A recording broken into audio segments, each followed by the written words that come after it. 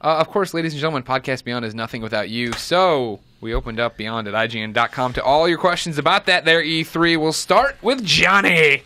Johnny says, Beyond to Colin, Greg, and the rotating third chair that continues to defy the laws of perpetual motion. Beyond. I have one quick question. Will this be the E3 that Sony makes it clear that they've given up on the Vita?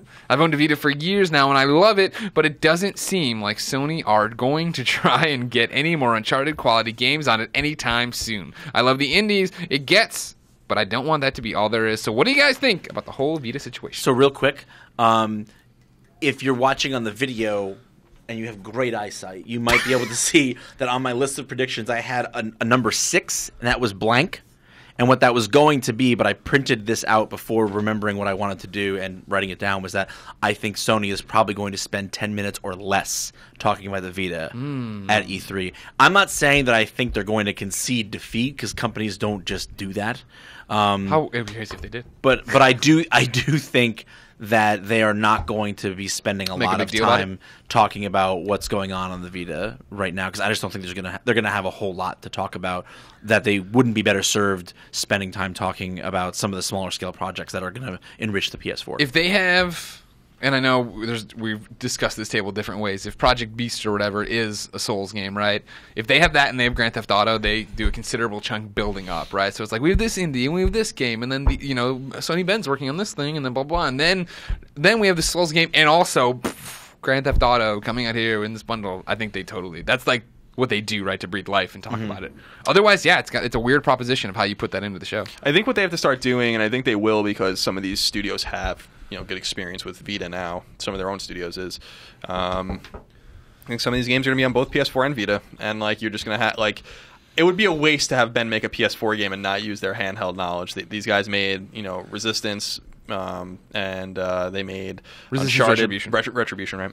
And they made Uncharted Golden Abyss, and so they understand the Vita, and they understand the PSP, and they understand the handheld market, and they Siphon Filter obviously was on PSP. That's in their blood, and it's the same thing with Guerrilla Cambridge. They know how to make Vita games, and the same thing with Studio Japan. They know how to make Vita games. Gravity Rush 2 is in development. Freedom Wars is in development. Those are internally developed games that will come out in the States. So I think that, I agree, a company's not going to go up there, that, Kaz is going to get on stage and be like, fine.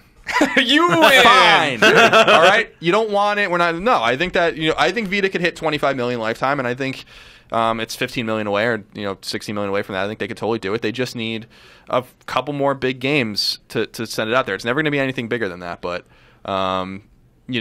third party, by Gio Corsi and those guys that are working on those things, they're not done. There's going to be more, and Borderlands isn't the end of that story. I still think you're going to see something unexpected Vita related, like my boring, very general thing. That I think there'll be a big franchise that's announced at E3 coming to Vita. That'd be great, but I don't necessarily disagree with Vince in the main, which is 10-15 minutes.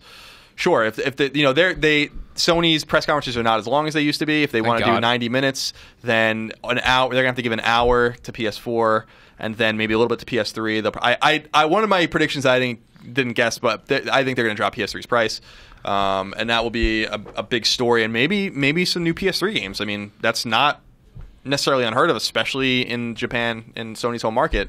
Persona 5 is a PS3 game, so and no, I wouldn't expect to see Persona 5 at the press conference, but awesome that is a TGS game through and through. I think you can bet on that. So I think Sony has kind of juggled this hardware successfully. PS3 is a very successful piece of hardware. Why not drop it to $99?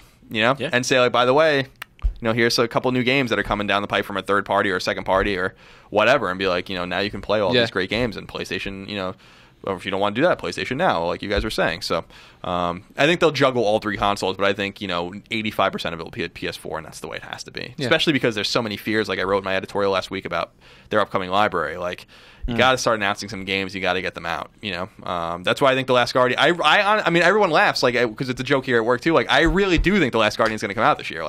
I think that their whole thing with that is, they don't worry about canceling games, right? In terms of announcing them. They do cancel games. Sony does cancel games. They canceled Sony Santa Monica's game. They never canceled The Last Guardian because it's fucking in development. You know what I mean? That's why they haven't canceled it yet. Otherwise, why wouldn't they just be fine, we don't want to talk about this shit anymore, But they don't do that because they have to talk about it again. And I think whether it's if it's not here, it'll be at TGS or Gamescom, I'm sure. But like where they're going to be like, the game is real. Team Ico's been working on it. Here's what it looks like. Here's the release date. You can play it at E3. We're not talking about it anymore. You know what I mean? Like that. I think that's, and like we're cutting our losses. We clearly lost a ton of money on this game. It's out. Hopefully it's good. Let's move on. You know, I think that's going to be the situation with that particular game.